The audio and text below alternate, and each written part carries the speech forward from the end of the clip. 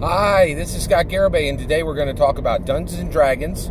We're going to talk about Lord of the Rings, Tolkien's Middle-earth. We're going to talk about Amazon Prime, and we're going to talk about the element of woke. All right, so let's roll this up. Why are we talking about this today? Well, I've been thinking about it a lot, and I realize right now, especially on Twitter, and in the overall milieu, when we're talking about Dungeons and Dragons, there's been a lot of discontent lately about Tolkien being so close to Dungeons and Dragons.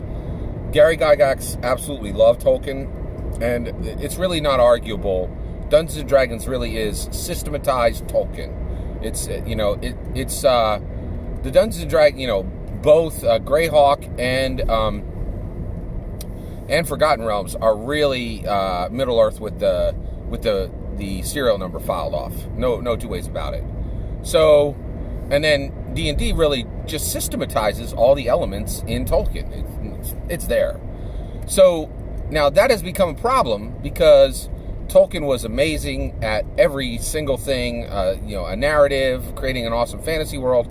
He was terrible at intersectionality. And that has become a real issue because Dungeons and Dragons wants to be very good at intersectionality. They want to make sure that everybody in the world who has intersectionality is very comfortable in their game and is very welcome in their game, okay? And so if your game's based on Tolkien's work and you want to be majorly acceptable to people who have intersectionality, that's a serious problem, okay? So I thought I was, I had an epiphany the other day. I was like, Dungeons and Dragons has lost the opportunity to ever have Middle Earth as an official setting because they can't bring it in because it's super non-woke, right? And Dungeons and Dragons is trying to be woke. There you go. Okay, that's an even simpler way to say it. Tolkien ain't woke. D&D wants to be woke. You can't mix the two. Oil and water don't mix, right? Okay. All right. Well, guess what? There might be a way that this is going to get fixed.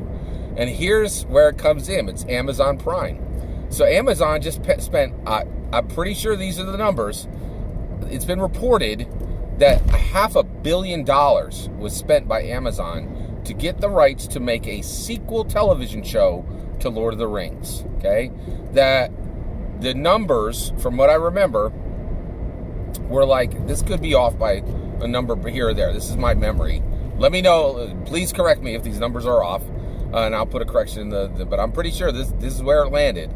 It's $250 million went right to the Lord of the Rings estate, went right to the Tolkien estate, and $250 million will be spent. And these were estimates. I think these were estimates. And then $250 million are going to go to building this show. Now, that's not crazy. That if you think that's high, that's not high at all. I think somebody just spent like $500 million just to get Friends to rerun the show. Spend $500 million just so they could rerun Friends for a few years. Like, there's a lot of money in television if you're not paying attention.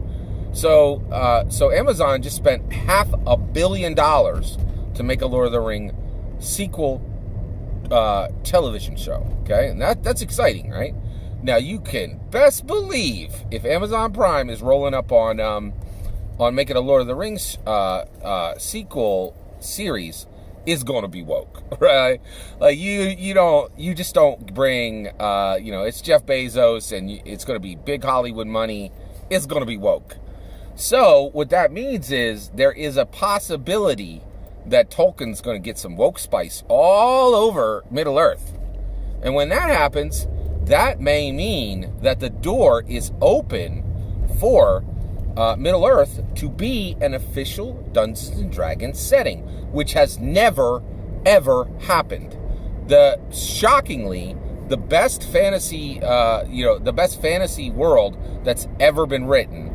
Come on, like Tolkien's outsold pretty much all other fantasy combined, right? Now, I do care about intersectionality, but Tolkien's the originator. I think there's a lot of great fantasy out there, but Tolkien's Tolkien. That's all there is to it. So the issue is, so you have Tolkien, and Tolkien's there, and you have this issue where Amazon is definitely going to add woke. Oh, right. So Tolkien's world, Middle Earth, it's the best fantasy. It's the best fantasy setting. Dungeons and Dragons is the best fantasy Dungeons and Dragons is the best fantasy tabletop role-playing game. That chocolate and that peanut butter has never been together, right? That peanut butter of Middle-earth has bounced around to a bunch of really subpar systems, right? It was with Ice, it was with Decipher, it's over with like Cubicle 7, it's like the One Ring, it's called the One Ring now, and like it's just bounced around to a lot of second-tier shops, right? But the reality is, it makes sense that at some point, Middle-earth should be an official Dungeons and Dragons setting. There's no reason in the world this shouldn't happen, especially if Matt Mercer's like notebook scrawlings can be an official Dungeons and Dragons setting. Why can't Tolkien's like literal awesome book series be an official Dungeons and Dragons setting? There's no reason in the world why these can't, except that it's not woke. But Amazon Prime is about to fix that, right? Jeff Bezos is about to fix that. I think there's an opportunity where we may get Middle-earth finally as a Dungeons & Dragons setting fixed because Amazon fixed it with its money. All that's my opinion. What do you think? Do you think I'm right? Do you think I'm wrong? Let me know in the comments below. Please consider liking and subscribing, and have a wonderful millennium.